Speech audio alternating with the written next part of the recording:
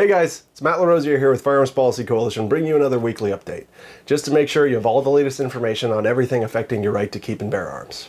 First up this week, ex-sheriff's captain pleads guilty to illegal gun sales. We have a former San Diego County police officer who's probably going to jail.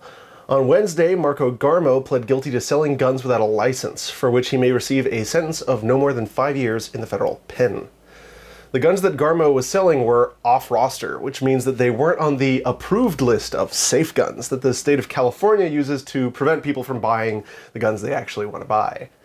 Now, because Garmo was a cop, he was exempt from the law in a certain way, and it seems he kind of took advantage of that to make a little side money. While I don't support licensing requirements or gun rosters at all, I think it's worth saying that it's also not okay to afford police officers exceptions to the rules. Statistically, they're no more accurate in shooting than any guy off the street, so there's no reason they should be allowed to carry around unsafe guns. I guess the real takeaway is that the California gun roster is just a gun grab. Imagine that. And again, while it's fun to see government agents held to account for the arbitrary laws they enforce against us, I do feel for Garmo. Think about it. The law sets some incentives. He's uniquely able to get the stuff the people of California actually want, and the people were willing to pay him. Of course, they should be able to just buy them on their own, but all he did was respond to incentives and try to get people what they want. Instead of hitting this guy so hard, they should rethink the law entirely. Now about some much more plasticky guns. Police raid home in search for toy guns. In Baltimore County, Maryland, police were called to the home of a 5th grader back in June because someone saw what they claimed were guns on the student's wall while he was attending school online. Now, the police arrived, and of course, they were toys. Well, this is something that's going to happen more often as we continue to force students to attend class online instead of in a tax-funded prison-esque building like a schoolhouse. It's important to acknowledge that doing so does some violence to the right of the students and their family to be free from government intrusion into the privacy of their homes. I don't think I'd do that well in one of those classrooms. While this situation turned out to be annoying, it was relatively well handled by the responding officers. Well, nobody got shot, and I guess that's really all we can ask for with the current state of affairs. The police shouldn't be showing up to a grade school kid's house because there's an airsoft gun in the background of a Zoom meeting. If you've got a sniff, how about instead DM the student and ask what's up? Next up, we have more government corruption, but this time in Atlanta. Former Atlanta CFO Jim Beard indicted.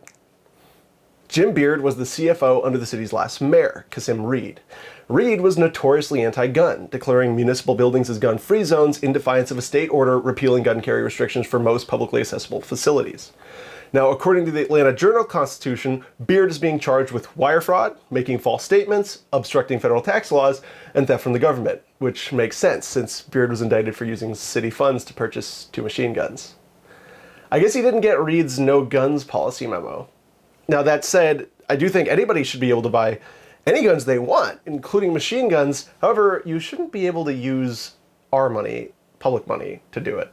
Next up, Second Amendment knife case in Hawaii. This week, we have some disappointing news from Hawaii, where the federal court made a less than favorable decision on the right to keep and bear knives.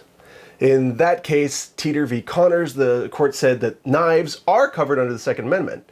Then it went and said that the state's ban on butterfly knives is constitutional. It may take some time, but it would behoove the Ninth Circuit to rectify the lower court's decision. This is a categorical ban on a class of arms. It shouldn't be okay.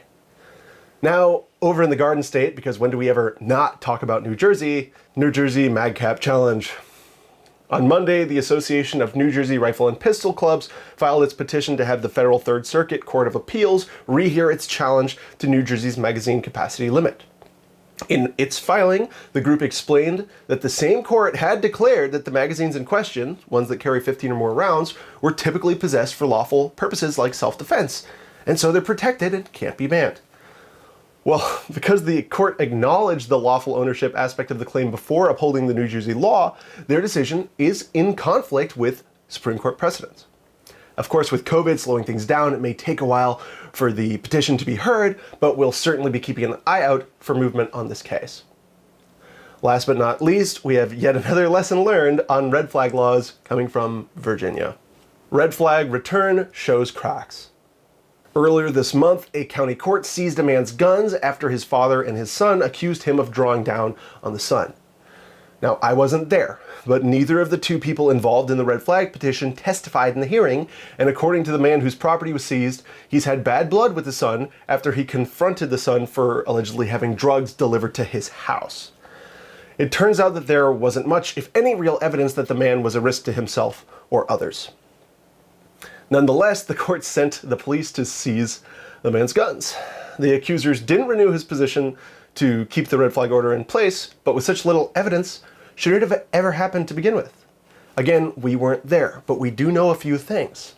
Red flag laws are statistically unproven to prevent violence, and they give disgruntled people an opportunity to weaponize the state against someone they don't like. That includes alienated family members, ex-spouses, neighbors, and in some cases, even the police.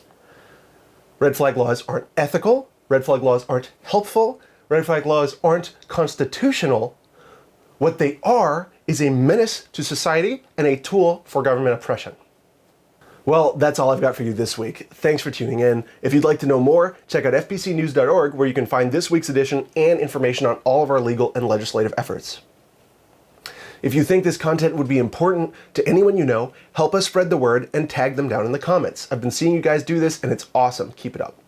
Also, be sure to check out fpcgear.com, where you can get all kinds of cool Pro 2A gear like this shirt and help keep us in the fight in the process. As always, keep your eyes on Firearms Policy Coalition, where we're keeping up the fight for all of your rights all the time.